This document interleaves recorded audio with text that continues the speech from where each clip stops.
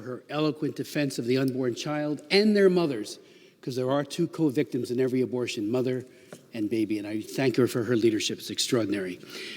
Madam Speaker, according to the January 2022 Marist poll, only 17% of Americans believe that, quote, abortion should be available to a woman anytime she wants one during her entire pregnancy.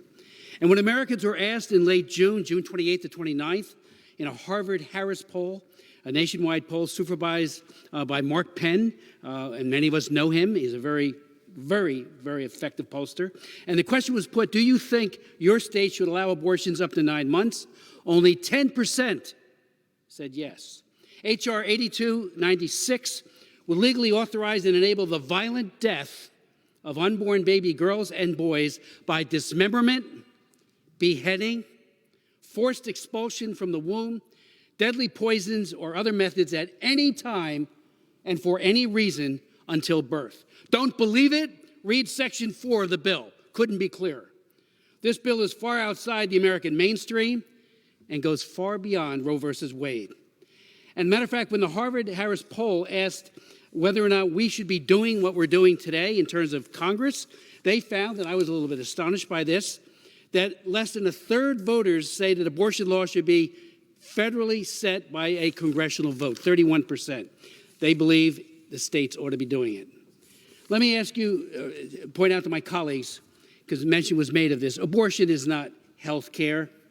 Unless one construes the precious life of an unborn child to be analogous to a tumor, to be excised, or a disease to be vanquished. This legislation constitutes an existential threat to unborn children. Since Roe versus Wade, approximately 63.5 million babies have been killed by dismemberment, chemical poisoning, and beheading, a number that equates with the entire population of everyone living in the country of Italy. If enacted, this bill would nullify almost every pro-life restriction ever enacted by the states, including parental involvement laws in 37 states and pain-capable unborn child protection laws in 19 states. I remember when a woman from Virginia who formed a group called Mothers Against Minors Abortion, she found out about her daughter's abortion when she was hemorrhaging in her bed. She came and testified before the committee and said, please, we need to know. Parental notification laws do work. And sadly, these will be nullified by this bill. For decades, abortion advocates have gone through extraordinary lengths to ignore, trivialize, or cover up the battered baby victim.